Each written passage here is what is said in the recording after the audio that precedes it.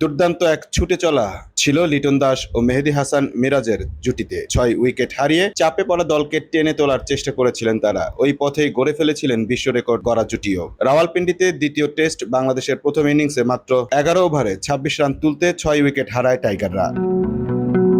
সেখান থেকেই কি প্রতিরোধী না গড়লেন লিটন ও মিরাজ। না তারা কুটি গেড়ে বসে থাকেনি উইকেটে, দারুণ সব শটের পসরা সাজিয়েই গড়ে ফেললেন ১৬৫ রানের জুটি। তাতেই বিশ্ব রেকর্ড গড়ে ফেলেছেন লিটন মিরাজ। ১৪৭ বছরের টেস্ট ইতিহাসে ৫০ রানের কমে ষষ্ঠ উইকেট পতনের পর সপ্তম উইকেটে সবচেয়ে বড় জুটিটা যে তাদেরই।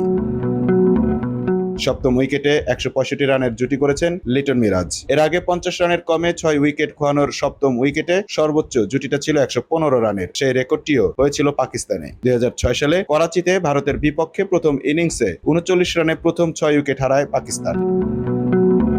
এরপর সপ্তম উইকেটে ১১৫ রানের জুটি করেন আব্দুল রাজ্জাক ও কামরান আকমল। রাজ্জাক ৪৫ রান করে বিদায় নিলে ভাঙে সেই জুটি। উইকেট কিপার ব্যাটসম্যান কামরান ফিরছিলেন শোয়েব আখতারকে নিয়ে অষ্টম উইকেটে ৮২ রানের জুটি গড়ার পর ১১৩ রান করে। সেই ইনিংসে ২৪৫ রানে অল আউট হয়েছিল পাকিস্তান।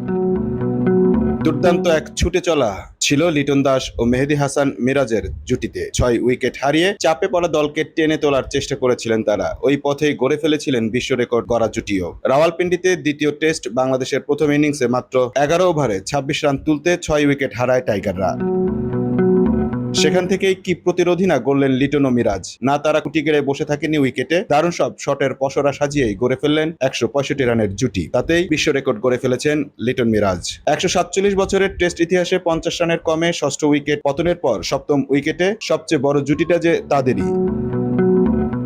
সপ্তম উইকেটে ১৬৫ রানের জুটি করেছেন লিটন মিরাজ। এর আগে ৫০ রানের কমে ৬ উইকেট খোয়ানোর সপ্তম উইকেটে সর্বোচ্চ জুটিটা ছিল ১১৫ রানের। সেই রেকর্ডটিও হয়েছিল পাকিস্তানে। ২০০৬ সালে করাচিতে ভারতের বিপক্ষে প্রথম ইনিংসে ৩৯ রানে প্রথম ৬ উইকেট হারায় পাকিস্তান।